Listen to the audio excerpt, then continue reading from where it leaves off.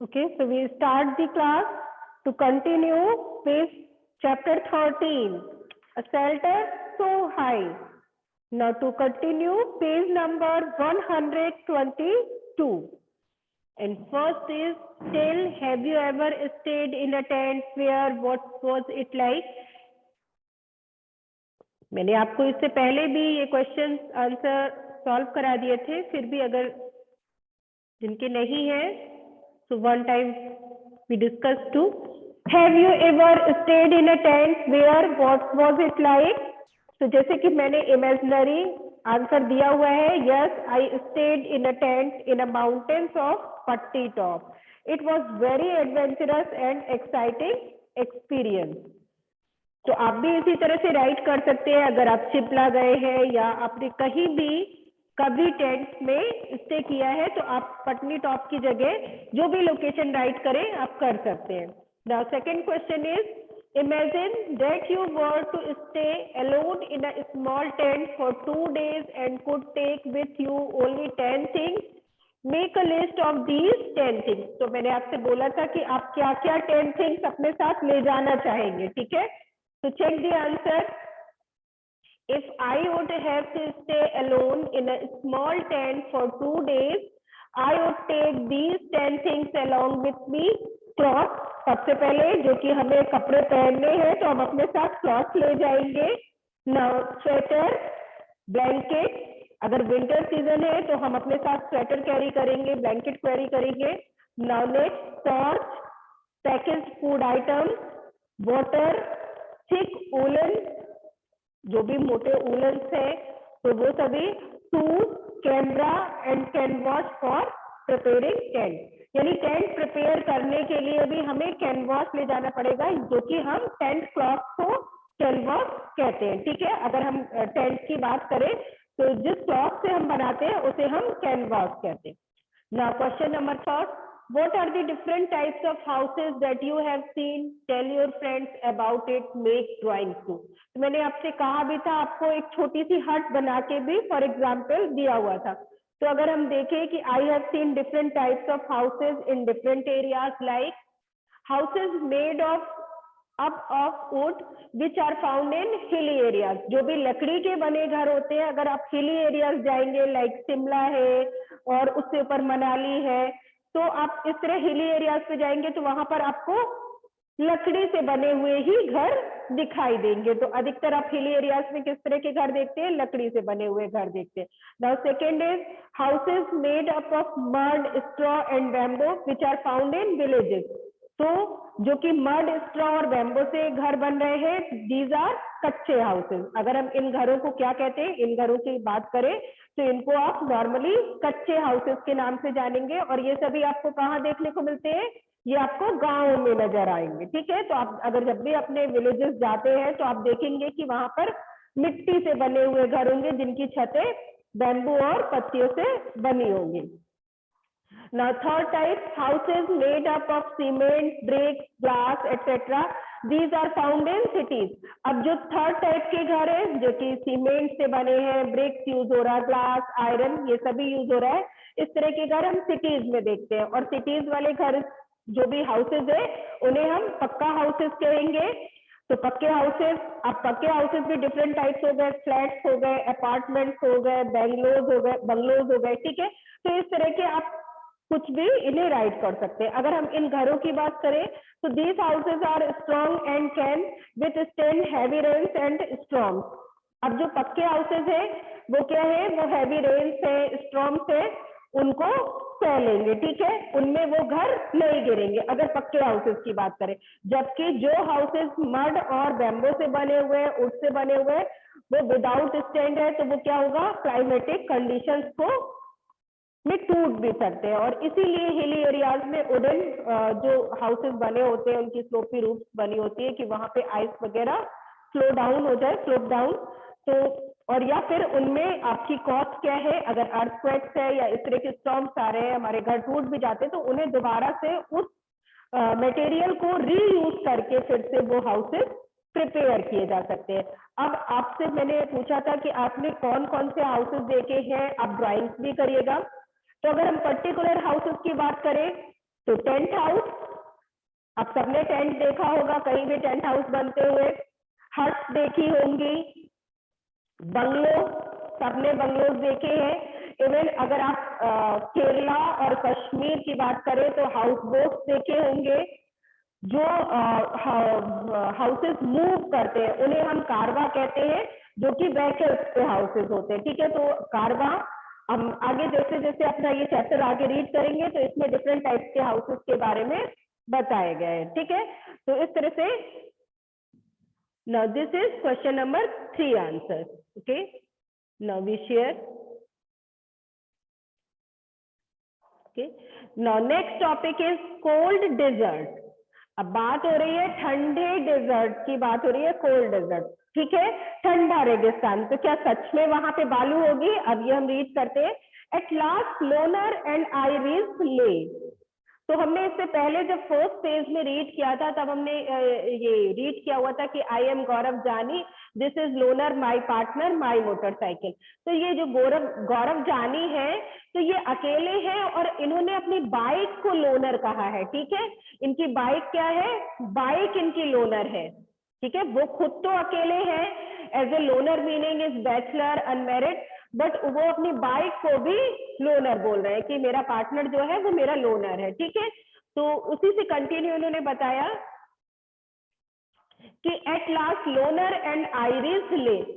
अंत में क्या हुआ? जब सबसे अंत में वो पहुंचे तो उनकी बाइक और मैं, ठीक है, यानी उनकी जो बाइक थी लोनर और मैं दोनों ले पहुंच गए थे। कहाँ पहुंचे थे वो? लेह पहुंच गए थे। For the first time I saw such an area, high, dry and flat, called a cold desert। अब वो बता रहे हैं कि उन्होंने पहली बार इस तरह का एरिया देखा था जो बहुत ऊंचाई पे था, बिल्कुल फ्लैट एरिया था और बहुत ही सूखा था। तो इस तरह के एरिया को हम कोल्ड डेजर्ट कहते हैं। यहाँ पे जरूरी नहीं है कि रेत हो ही, सैंडी एरिया नहीं था, पर बिल्कुल ठंडा एरिया था और बहुत ज्यादा ऊंचाई पे था, बिल्कुल सूखा, ठीक है। Ladakh gets very little rainfall.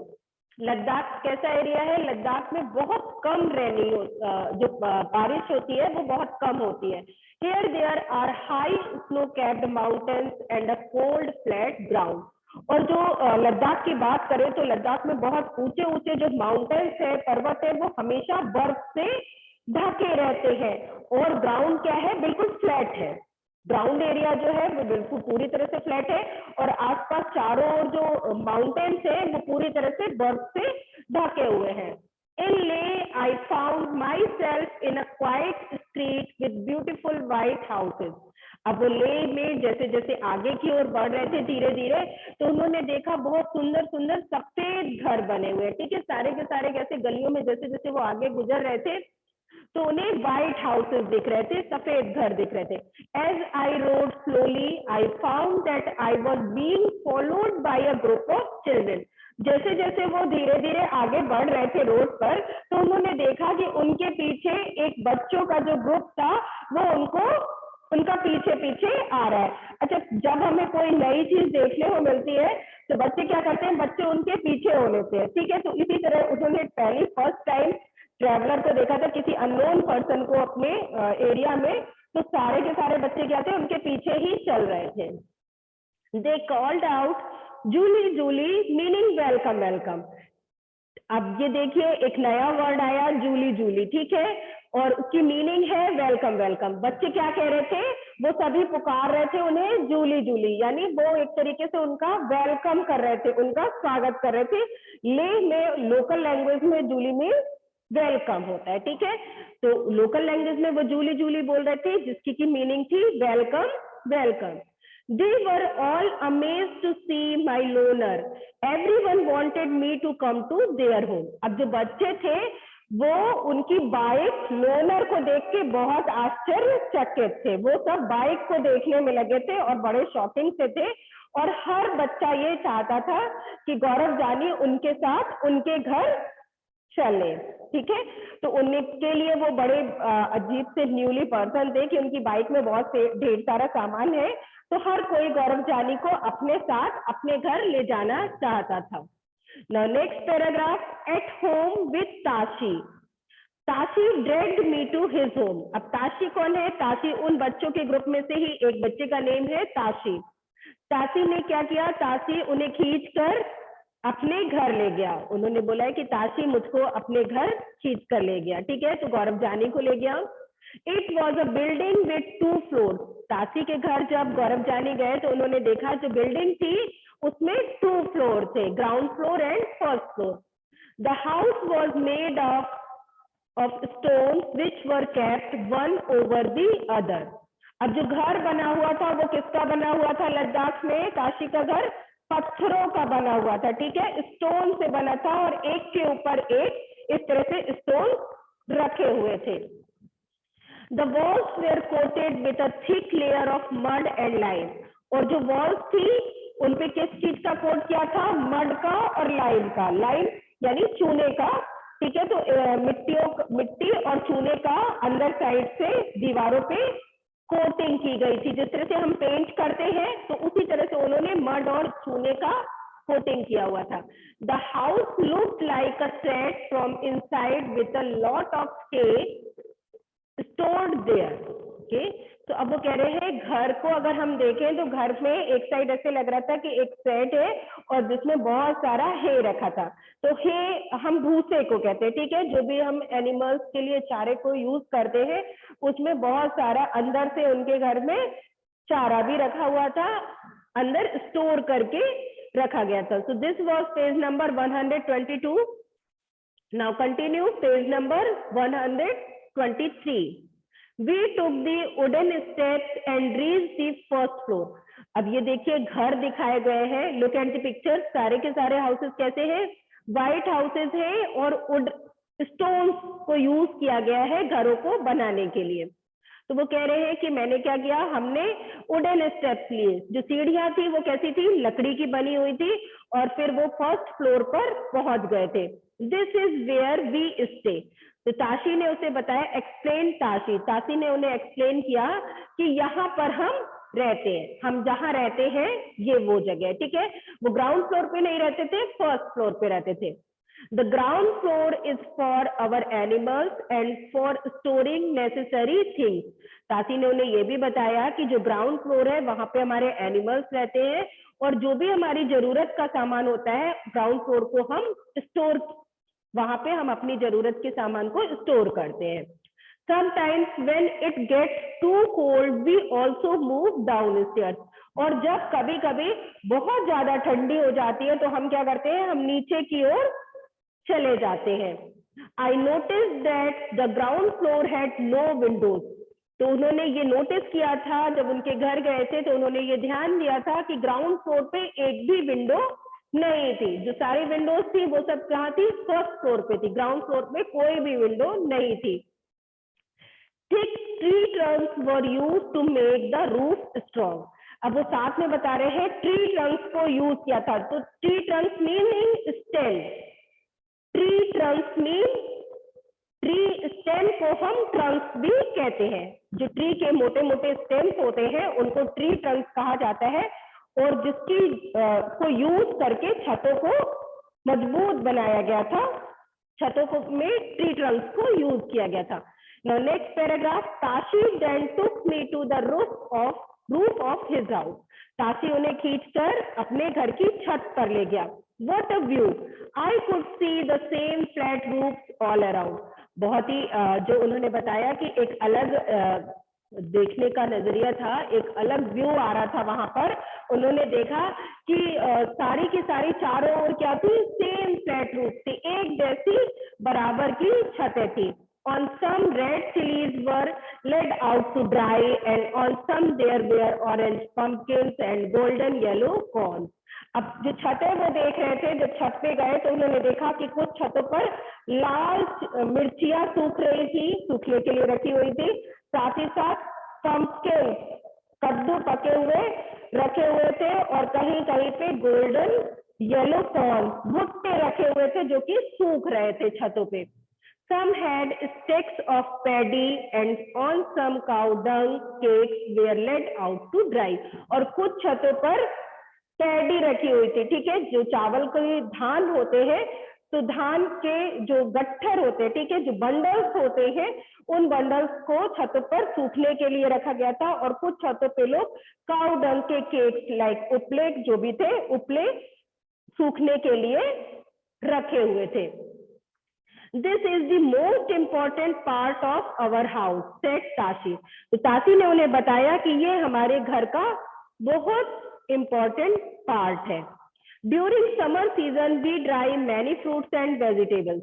Summer के सीजन में हम सभी जो बहुत सारे फ्रूट्स और वेजिटेबल्स हैं उन्हें यहाँ सुखाते हैं।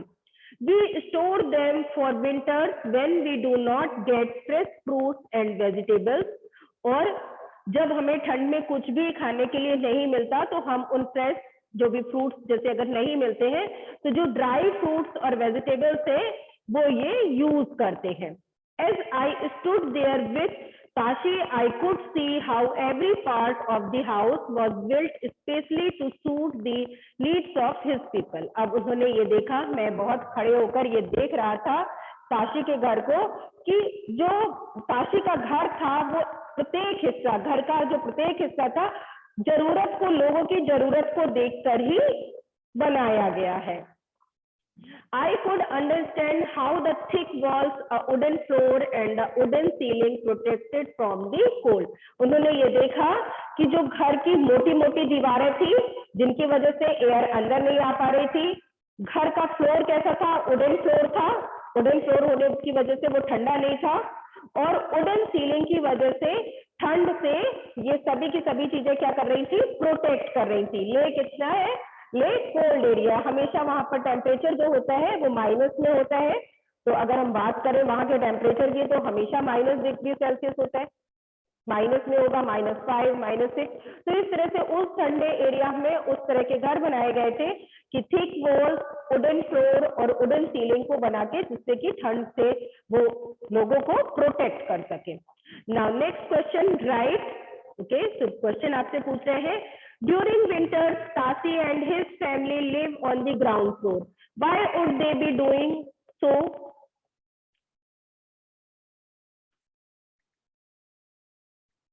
Okay, now question number, during winter, so answer is, as there were no windows on the ground floor, hence the ground floor was protected from the cold winds. Thus, in order to protect them from the icy cold winds of the winter season, they live in on the ground floor. वो ground floor पे क्यों रह रहे थे? Ground floor पे इसलिए चले जाते थे क्योंकि ग्राउंड फ्लोर पे कोई भी विंडो नहीं थी और ग्राउंड फ्लोर पे जिससे कि ठंडी हवा अंदर नहीं आ सकती थी, तो इसलिए जब बहुत ज्यादा ठंड हो जाती थी तो वो हवा से बचने के लिए ग्राउंड फ्लोर पर चले जाते थे, वो ज्यादा गर्म रहता था ground floor. Now next question is, what is the roof of your house like, what all is the roof used for? अब वो पूछ रहे हैं आपके घर की छत कैसी है, ठीक है, और आप अपने घर की छत का यूज कैसे कैसे करते हैं। ओके, तो हमारे घरों की अगर हम छत बात करें तो हमारे घर के हाउस कैसे हैं, पक्के हाउसेज हैं, ठीक है, हम जो भी हमारे हाउसेज हैं हम लोग रहते हैं वो पक्के हाउसेज में रहते हैं। So the roof of my house is made up of BRICS and cement. The roof is used for drawing cloth, preparing potato chips, papad, badi, papad, etc. It is also used for sleeping in summer, getting sunlight in winters. अगर हम अपने घरों की छतों का use देखें तो आपके घर में आपकी मदर बहुत सारी थिंग्स बनाती होंगी जिनको ड्राई करने के लिए रखती होंगी, जैसे कि आम पापड़ है या बड़ी है, ठीक है, पोटैटो चिप्स है, इस तरह की चीजें जो भी लोग बनाते होंगे तो वो छतों पे सुखाते हैं। इवन क्लॉथ भी, अगर हम विंटर सीजन की बात करें तो विंटर सीजन में लोग धूप लेने के लिए भी कहाँ जाते हैं, छत पे ही जाते हैं, ठीक है, तो रूफ पे ही जाएंगे और कपड़े सुखाते हैं। और समर में कुछ जगहों पे लोग सोते भी है, छतों का यूज इस तरह से करते हैं। Now this was page number 123। Any doubts or queries? Any doubts or queries?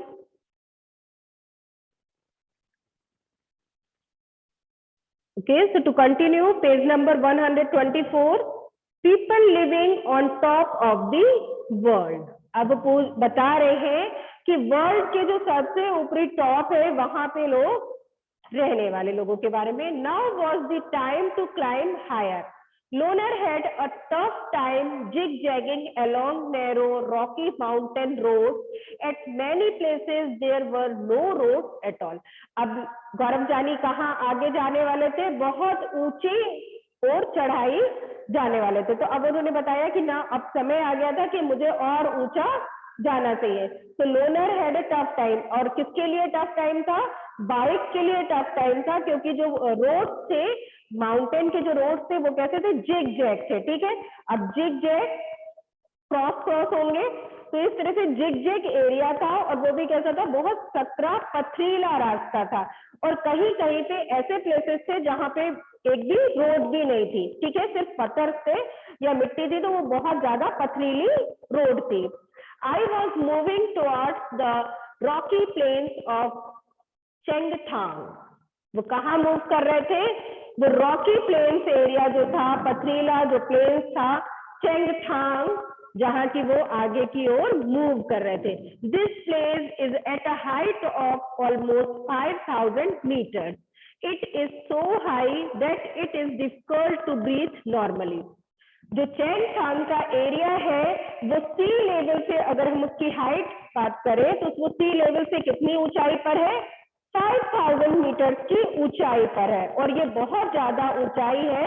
Even अगर हम नॉर्मली वहां पे ब्रीथिंग, जैसे हम नॉर्मली ब्रीथ करते हैं, तो वहां सांस लेने में डिफिकल्टीज होती है, कठिनाई होती है, वो सी लेवल से इतनी अधिक ऊंचाई पे। जैसे जैसे आप ऊंचाई में, कभी आप माउंटेन्स में जाए हो, तो आपको सांस लेने में प्रॉब्लम होने लगती है, क्योंकि ऑक्सीजन लेवल डाउन होने लगता है हाइट पे। I had a headache and felt weak. अब उनको कैसा लग रहा था? उनको साथ में सर दर्द हो रहा था, ऐसा लग रहा था कि मेरे सर दर्द होने लगा है और मैं अपने आप को कमजोर फील कर रहा था। Then I slowly got used to breathing in such air. और तब उन्होंने धीरे धीरे जो एयर थी उसमें धीरे धीरे ब्रीथिंग लेने की कोशिश की। उन्होंने क्या किया? धीरे धीरे सांस लेने की, लंबी लंबी सांसों को लेना शुरू किया। For many days we kept wandering in this area with not a single human being in sight, no petrol pumps, no mechanic, only clear blue sky and many beautiful lakes around. अब जब वो कई दिनों तक इस area में घूमते रहे, वॉन्डरिंग, ठीक है, वो यहाँ से वहां उस एरिया में घूम रहे थे, तो उन्हें एक भी ह्यूमन पर्सन नहीं दिखा, एक भी ह्यूमन बींग्स नहीं दिखा, वहां कोई भी पेट्रोल पंप नहीं थे, ना कोई मैकेनिक था, बस वहां पे क्या दिख रहा था? ऊपर ब्लू स्काई दिख रहा था और नीचे लेक्स दिख रही थी, सुंदर सुंदर, उनके चारों ओर क्या था? सुंदर सुंदर लेक, झीलें थी, और ऊपर ब्लू आकाश था। ठीक है, many days and night pass, इसी तरह उनके कई दिन और रातें गुजर गई। Loner and I kept moving ahead, और जो बाइक और मैं थे आगे चलते चले गए। Suddenly one morning I saw before me flat grassy land, grassy land, many sheep and goats were grazing there, for in the distance I saw some tents. I wondered who lived there and what they were doing in this far out place. अब जब कई दिनों तक वो चलते गए, तब उन्हें अचानक एक दिन एक घास का जो लैंड थी, जो एरिया था, वो घास का बहुत बड़ा सा ग्राउंड दिखा, और फिर उन्होंने देखा कि वहां पे कई सीप्स और गोट्स चर रहे थे, ग्रेजिंग। ठीक है, जब एनिमल्स ग्रेज करते हैं, चारा खाते हैं, घास खाते हैं, तो उसको हम ग्रेजिंग यूज करते हैं, वहां पे चर रहे थे। और कई थोड़ी सी दूरी पर उन्होंने टेंट्स देखे हुए थे, लोगों के उन्हें टेंट्स दिखाई दिए, और मैं तब बड़ा आश्चर्य हुआ कि यहाँ पे भी कोई रहता है।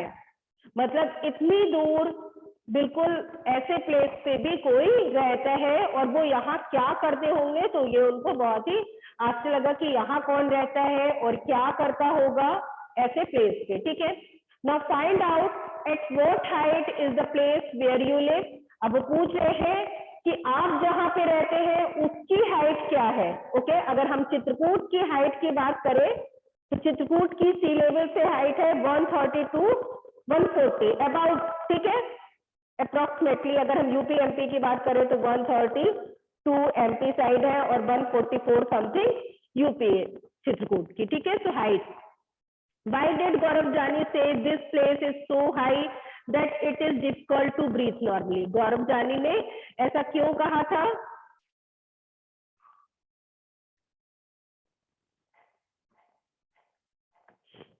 कि ब्रीथ लेने में कठिनाई हो रही है। तो जैसे जैसे हम ऊंचाई की ओर जाते हैं तो ऑक्सीजन लेवल डाउन होने लगता है और फिर हमें सांस लेने में ऑक्सीजन कम हो जाएगी तो सांस लेने में कठिनाई होगी।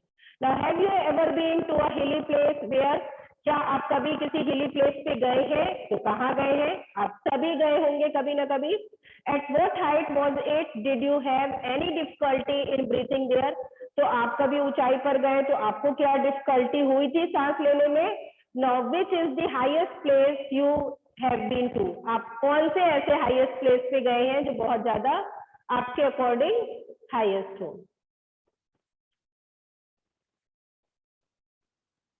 Okay, so